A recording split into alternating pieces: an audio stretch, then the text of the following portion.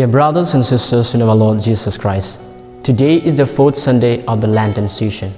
The Gospel is according to St. John chapter 9 verses 1 to 41.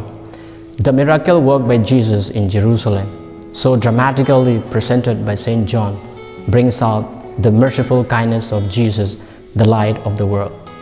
Jesus gives the blind beggar not only the physical eyesight, but also the light of faith. On the contrary, the pride and prejudice of the Pharisees fail to admit the miracle, and they are ever ready to propagate their false teaching. This Sunday there is a blind man, and we know what is the condition of the blind man. He is surrounded by the things that he needs. Everything is there, but he does not see them. He didn't know where Jesus is, but it is Jesus who finds him with the need to make a personal commitment of faith to the one who gives vision.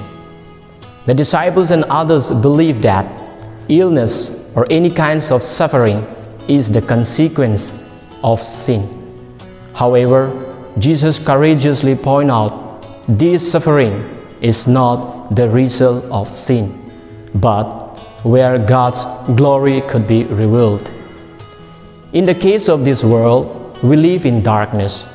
Then Jesus stepped in and said, "I am the light of the world, a light that is going to shine everywhere." Jesus came as the light of the world so that we might see. Sight is given to us, yet sight is still lacking in us. People often prefer the darkness of ignorance, sin, Satan, and injustice. Christians who are the light of Christ must be aware of that reality. We are the companions of light. Once we were blind, but now we see. So let us talk about sharing together, enjoying the good company of light. God's revelation through Jesus Christ tells us that there is future life waiting for us.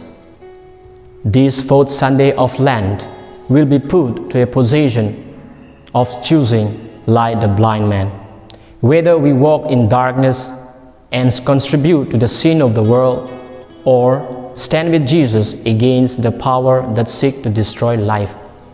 The Pharisees have the perfect physical eyesight, yet Jesus referred to them as being blind. They were spiritually blind because they failed to acknowledge the fact that Jesus offered them. Today's reading reminds us that it is God who gives a proper vision in body as well as in soul, and instructs us that we should be constantly on our guard against the spiritual blindness. We should allow Jesus to heal our blindness. To live as a Christian is to see, to have the clear vision about God, about ourselves, and about others. The Gospel tells us that we are the light of the world, seeking what is good and true and right.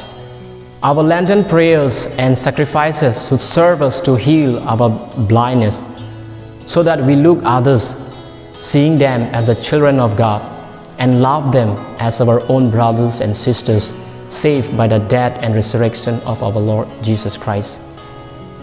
Let us not allow the Satan and the world to blind us so that we forget the real identity and call. It was never God's plan that people should walk in darkness of sin.